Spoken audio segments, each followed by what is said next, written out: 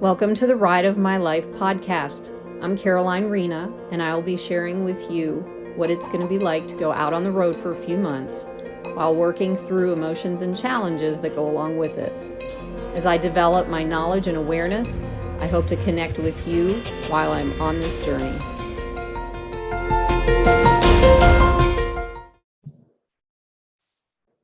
All right. Hey, everyone. Welcome to the Ride of My Life podcast. I'm Caroline Rena, and today is episode 8.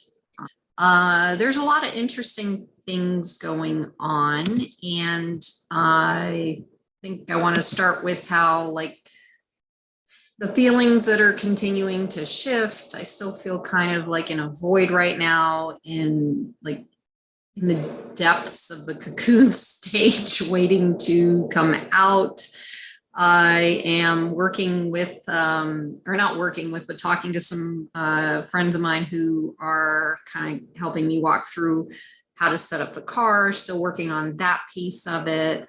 And I've been attempting to go to thrift stores in South Florida to find camping gear and different things like that, just basic stuff like a cot.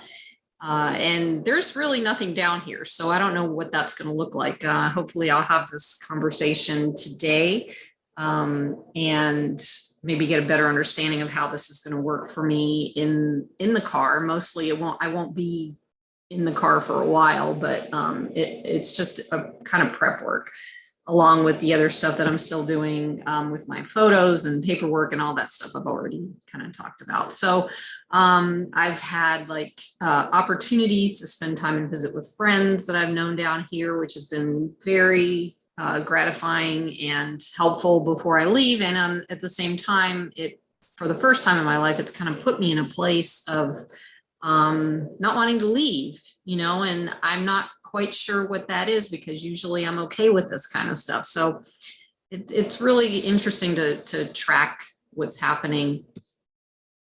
I've been doing a lot of diving deep over the last couple of days, realizing more and more that the present moment is really all there is. I find that only the mind is about the past and the future, that staying in the body in the present moment and healing the body is what helps me to live in the moment. So basically what's been going on is I've been going to the gym. I did post a couple of pictures on my social media just to prove I'm actually doing that again. Yay.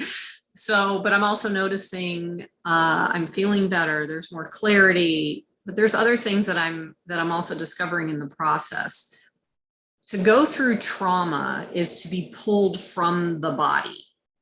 And for many reasons and with many different types of trauma. So I don't think there's a specific type of trauma that does this. I think that just being traumatized is, it's almost like a feeling of being pulled or sucked out of the body. So we're not present.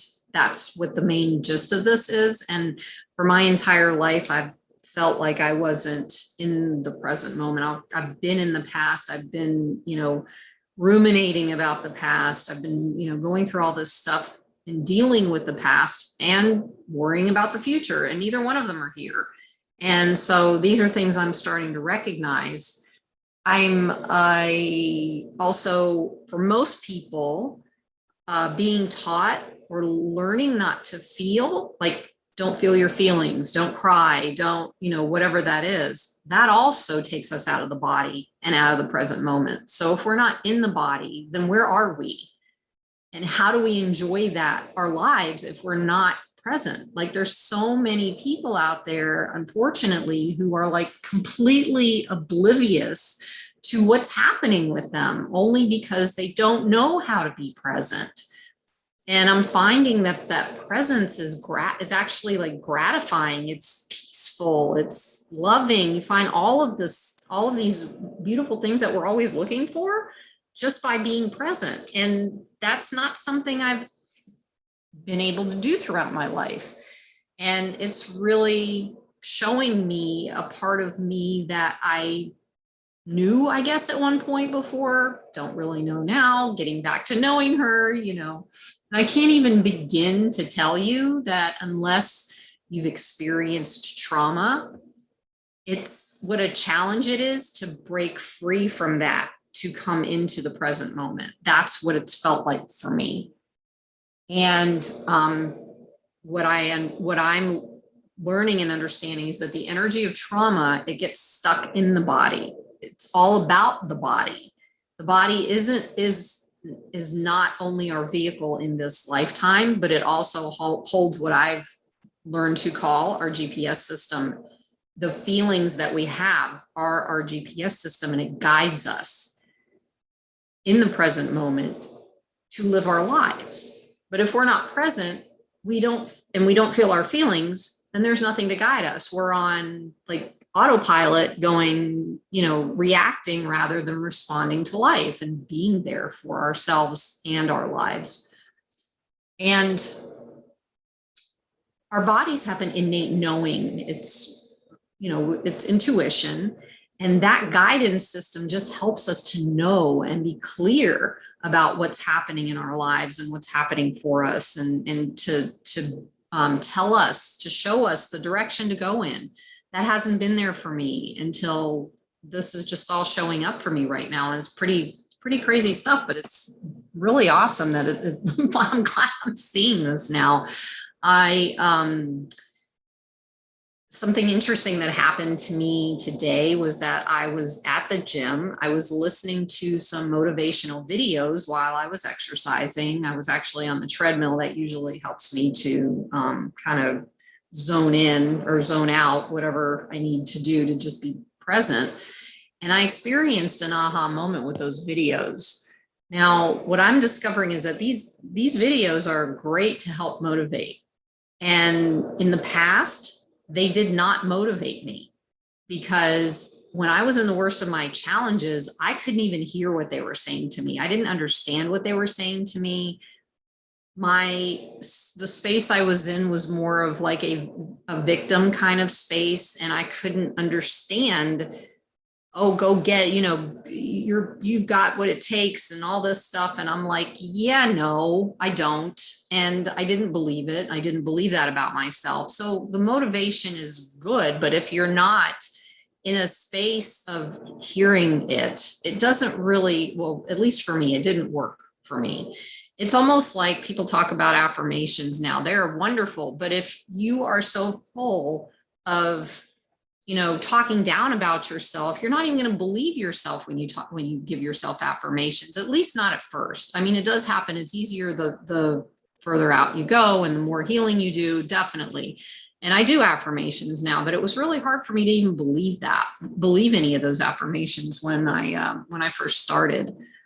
And it's interesting that not only were they not motivating, they actually, I don't know if I said this already, but they irritated me, and I just didn't want to listen to it. I realized for myself that that from these traumas are physical feelings of fear in my body that stopped me from moving forward, to the point where my mind took over and I started self-sabotaging everything in my life. So I became the, queen of victimhood, where I felt sorry for myself, and I I just couldn't, it didn't click. Nothing clicked. I couldn't get things to work. It was just, I felt sorry. And I don't even know how to explain it now, because I don't really remember how I was doing it. I'm sure people who knew me over the years, who met me, could probably explain it better if they chose to, but I don't honestly remember how I was doing that, because it's so different now. But was I doing it intentionally or subconsciously, or was there something else going on? And those are things that I kind of like work in my thoughts about, to just, and feelings about what was going on. And in these workouts, as I'm walking on the treadmill or meditating while taking a break between lifting weights, I'm finding that somehow my body is like in complete appreciation of what I'm doing for it.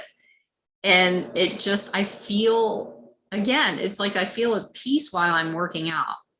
And it just feels like, I guess, I don't know, with the chemical release, the endorphins or something's going on in there where I'm feeling like, wow, this is so cool, And again, my mind's getting clearer, and it's an incredible feeling. And so I'm going to go a little bit into trauma today.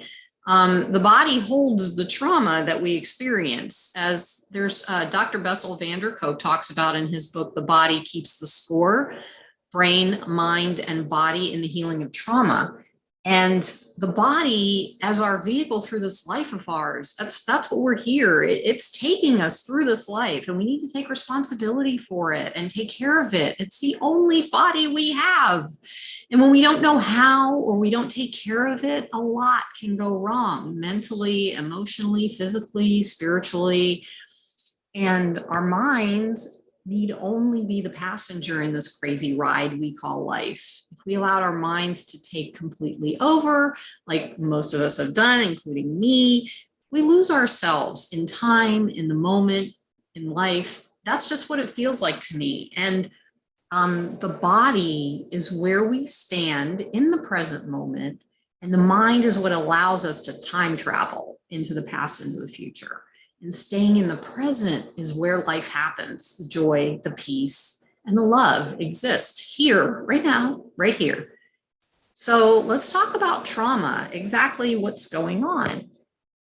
There's micro traumas and macro traumas that have occurred to people who have gone through trauma, who don't know how to work through it, because maybe you're more sensitive to traumas than other people. I've had conversations with people who have been through trauma, but they know how to work through it. They're regulated. They understand emotionally and physically. Their bodies don't just like take over like some of us who have gone through, trauma, who are sensitive.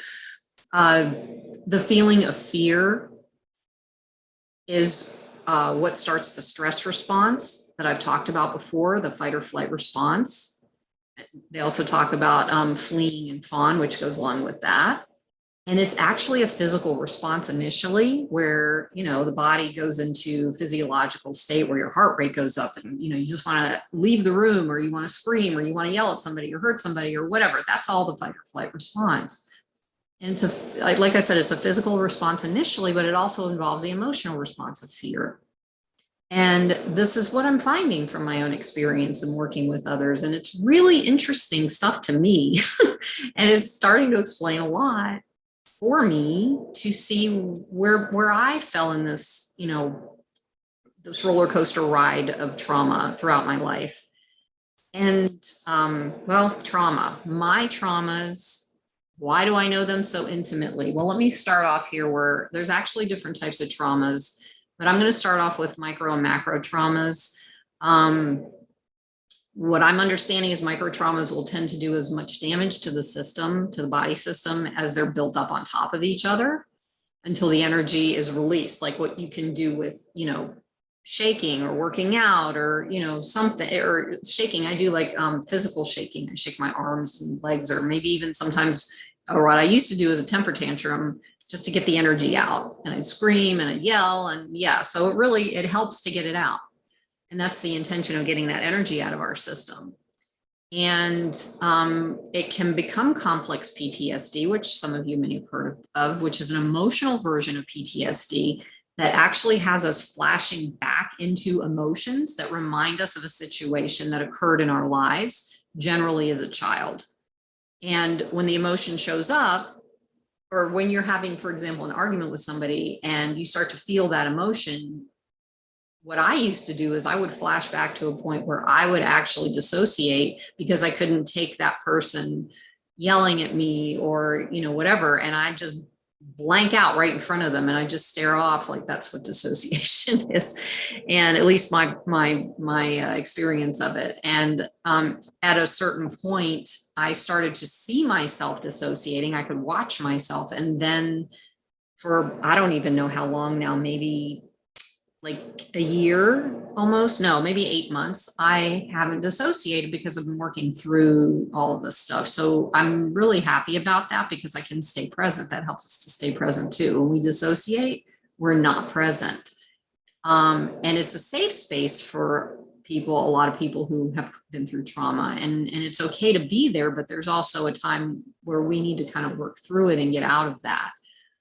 And that's what I'm working on doing here for myself, is releasing these energies. So now I haven't done this yet, and I'll probably do this on a shorter video too, but my traumas, I'm just going to give you a little breakdown, kind of what I've gone through. Very little, because that would be a long video. But anyway, so in my life, there have been many traumas, both micro and macro.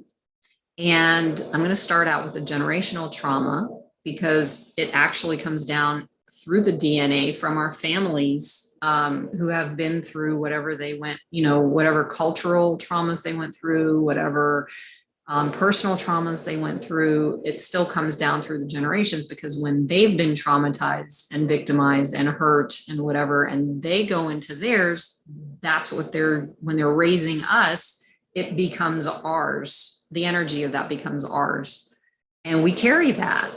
And my family on both sides were involved in the Holocaust, both in concentration camps and in escaping the Nazis and the SS and going to other countries from where they lived, losing their businesses, their homes, their money.